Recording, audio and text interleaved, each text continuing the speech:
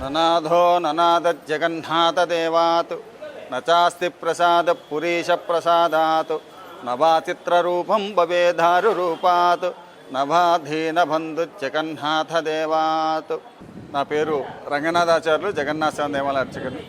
Visakhapatnam town కొత్త road గ్రామంలో వెంచేసి ఉన్నటువంటి శ్రీ జగన్నాథ స్వామి వారి యొక్క దేవస్థానమునందు స్వామివారి యొక్క ఆషాఢ మాసంలో రథోత్సవాలు అంగరంగ వైభవంగా జరుగుతాయి. ఈ సంవత్సరము విశ్వావసునామ సంవత్సర ఆషాఢమాస శుద్ధ పాడ్యమి రోజు స్వామివారి నేత్రోత్సవాన్ని జరుపుకొని స్వామి తొలి దర్శనం జరుపుకొని అనంతరము సాయంకాలము స్వామివారు కళ్యాణ మహోత్సవం జరుపుకొని మరుసటి దినమున ఆషాఢ శుద్ధ విధి లగాయతు ద్వాదశి వరకు స్వామివారి యొక్క రథోత్సవాలు జరుగుతూ ఉంటాయి.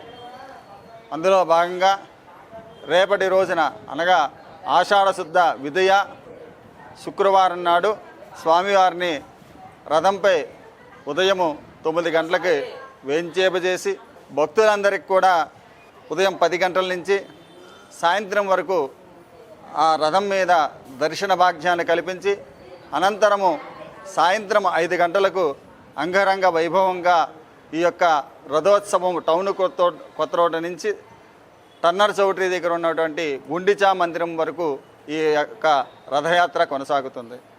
అనంతరము అక్కడ ఆ గుండిచా మందిరంలో ఆ స్వామివారిని వేంచేపజేసి 28/6/2025 ఆషాఢ శుద్ధ తది నుంచి స్వామివారికి దశ అవతారాల రూపంలో భక్తులందరికీ కూడా దర్శన భాగ్యం కలిగిస్తారు. 6వ తారీఖున తొలి ఏకాదశిని పురస్కరించుకొని స్వామివారి శేషపానపై లక్ష్మీనారాయణ అవతారంలో స్వామివారు భక్తులకు దర్శనమిచ్చి అనంతరము ద్వాదశి రోజున అనగా 7/7/2025 తారీఖున స్వామివారు తిరుగు రథయాత్ర ఆషాఢ శుద్ధ ద్వాదశి రోజుని ఈ యొక్క తిరుగు రథయాత్ర జరుగుతుంది.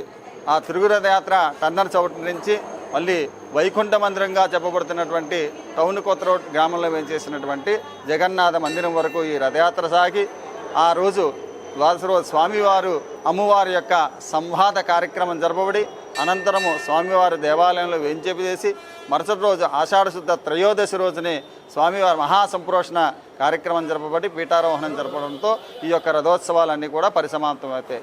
ఇందులో నారసింహ అవతారం రోజు ప్రత్యేకంగా అమ్మవారి యొక్క శ్రీ మహాలక్ష్మి అమ్మవారి తిరువీధోత్సవం జరుపుకొని ఆ జగన్నాథ మందిరం దాకా వచ్చి స్వామివారి యొక్క అమ్మవారి యొక్క సంవాదం జరుపుకొని ఆ మహాలక్ష్మి వారి అలిగి రావడము ఆ రోజు ఆ యొక్క రథశీలని విరిచి అమ్మవారు రావడం జరుగుతుంది. ఆ అమ్మవారు అలిగినట్టుగా శీల విరిపోత్సవం కూడా ప్రత్యేకంగా ఇక్కడ జరపబడుతుంది. ప్రతి సంవత్సరం కూడా ఈ యొక్క రథయాత్ర మహోత్సవాలు ఈ విధంగా జరుగుతూ ఉంటాయి. అలాగే జ్యేష్ఠ మాసము పున్నమి రోజు స్వామివారికి దేవస్నానము అని చెప్పి దైవస్నానము చేయించిన తర్వాత 15 రోజుల పాటు ఉక్కులో ఉంచబడి ఆషాఢ శుద్ధ పాడ్యమి రోజు స్వామివారి తొలి దర్శనంలో భక్తులందరికీ కూడా భాగ్యాన్ని ఈరోజు కల్పించారు. రేపటి నుంచి రథయాత్ర మహోత్సవాలన్నీ కూడా జరుగుతాయి. భక్తులందరికీ కూడా ఎటువంటి ఆటంకములు లేకుండా దేవాదాయ ధర్మశాఖ వారు క్యూ లైన్స్ కానీ అలాగే భక్తులకి ఎటువంటి ఇబ్బంది లేకుండా పాలు బిస్కెట్లు అని ఇలాంటివన్నీ కూడా ఏర్పాటు చేశారు. అలాగే భక్తుల యొక్క నిత్యము కూడా భక్తులకి అక్కడ అన్నదాన సదుపాయాన్ని కూడా చేసి ఉన్నారు. అన్నీ కూడా భక్తులందరూ కూడా ఆ స్వామివారిని దర్శించుకొని స్వామివారి కృపకు పాత్రలు అవుతారని కోరుతున్నారు. శుక్లాం భరధరం విష్ణుం శశివర్ణం చతుర్భుజం ప్రసన్నవదనం ధ్యాయే సర్వవిఘ్నోపశాంత్యే నమః. గురుర్బ్రహ్మ గురుర్విష్ణు గురుర్దే మహేశ్వర గురు సాక్షాత్ పరబ్రహ్మ తస్మై శ్రీ గురువే నమః. ఓం మహాగణాధిపతి నమః. మా అమ్మగారితో గుడికి వస్తున్నానండి. ఇక్కడ సాయంత్రం కార్యక్రమాలు హరికథలు బుర్రకథలు చెప్పారు.